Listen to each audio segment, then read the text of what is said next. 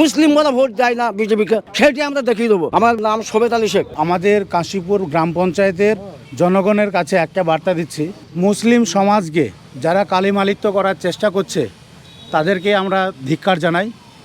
আমাদের সত্য রেজিনগর বিধানসভা, আমাদের হিন্দু মুসলিম উভয় ধর্মের বসবাস। আমাদের এখানে কোনো দাঙ্গা নেই, কোনো মারামারি নেই, আমরা খুব শান্তিতে বাস করছি। আজকে সরকার পরিবর্তন হয়েছে, এখানে যারা বেশি বাদরামি করবে আমি চাই তাদের দৃষ্টান্তমূলক শাস্তি দেওয়ার জন্য। এবং এখানে একটা জনসভা হয়েছিল, সেই জনসভাতে বিজেপিকে কটাক্ষ করে করা হয়েছিল যে সাঁটা ভাঙা মার দেবে।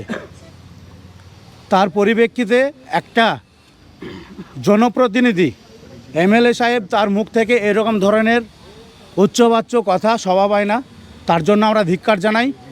আমরা এখানে হিন্দু মুসলিম জৈন ধর্ম সমস্ত মানুষ একত্রিত হয়ে শান্তিভাবে বসবাস করতে চাই। আর এখানে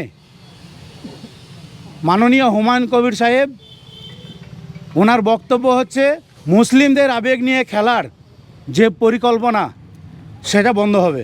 এবং ওনার যে ছেলে রবিন, ওনাকে এখানে প্রার্থী হিসাবে ঘোষণা করেছেন। আবার উনিই বলেছেন যে বাচ্চা, যদি বাচ্চাই হয় তাহলে ওনাকে কি করে বিধানসভায় পাঠাবে? এটা তো সমস্ত রকম মানে ওনার যে চক্রান্ত টোটালি, মানে ওর ফ্যামিলির একটা ইনকাম সোর্স, পারিবারিক তান্ত্রিক একটা ব্যাপার, সেটা আমরা চাই না। আমাদের মুসলিম সমাজ, হিন্দু এবং সনাতনী ভাইদের সবাইকে নিয়ে আমরা এখানে শান্তিভাবে বসবাস করতে চাই। এই জন্য আমরা দাদাকে আমাদের মধ্যে আজকে ডেকেছি। বিজেপি একটা হিন্দুত্ববাদী পার্টি বলে অভিহিত করে, কিন্তু মুসলিম হয়ে বিজেপি সমর্থন করছে। দেখুন, আমরা এখানে কখনোই আমরা চাইনি যে কে হিন্দু, কে মুসলিম, কে জৈন, কে খ্রিস্টান। আমরা একটাই চাই, সেটা হচ্ছে আমরা শান্তি চাই।